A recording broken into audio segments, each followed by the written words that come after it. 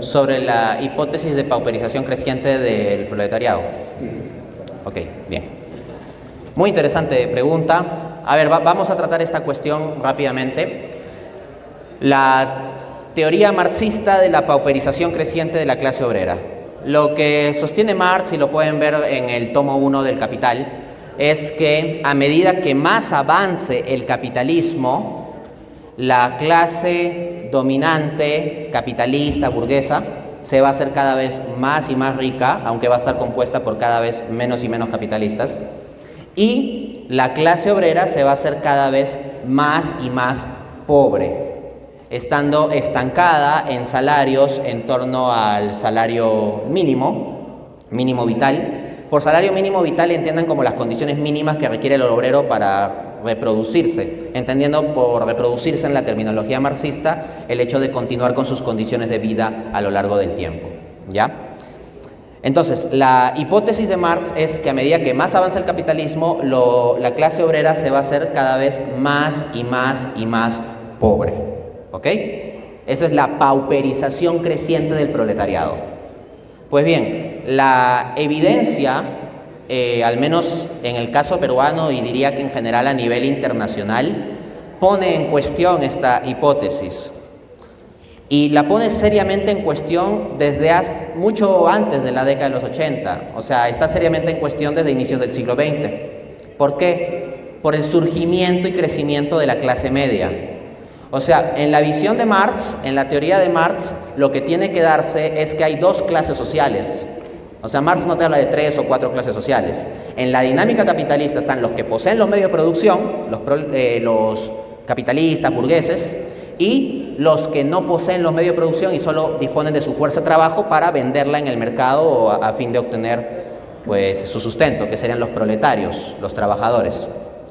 Pero nótese que Marx, cuando habla de proletario, se refiere fundamentalmente al obrero industrial. Lo que principalmente tiene en mente Marx es al obrero industrial. Y cuando Marx habla del avance del capitalismo, tiene fundamentalmente en mente un capitalismo industrial.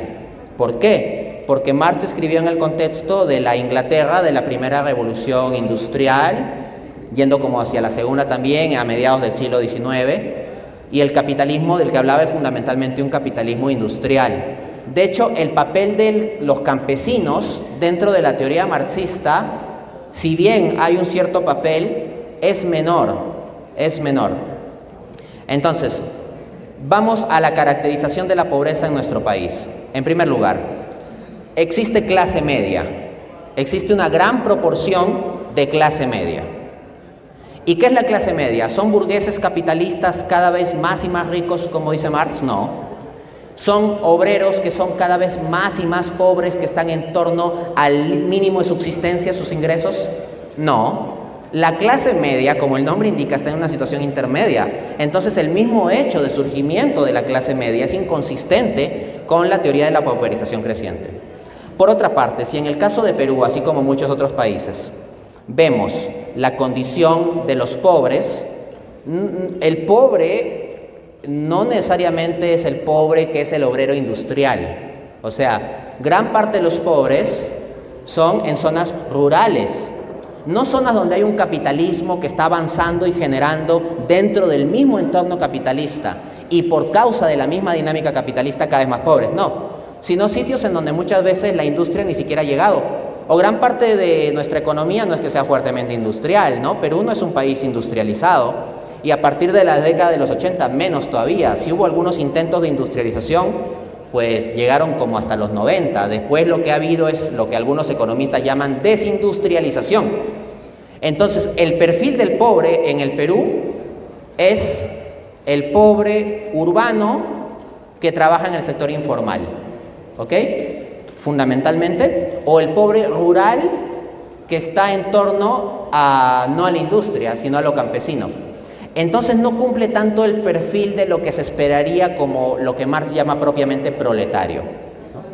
De hecho, Marx, y con esto cierro, sostenía que la revolución comunista, para ser más exacto, la revolución socialista se iba a dar primero en las economías capitalistas más avanzadas. Marx sostenía que la pauperización creciente de la clase obrera se daría primero en países como Inglaterra, porque sería un producto del avance del capitalismo. En cambio, la pobreza en nuestro país no se debe tanto a un avance de un capitalismo industrial, sino más bien a muchos otros factores.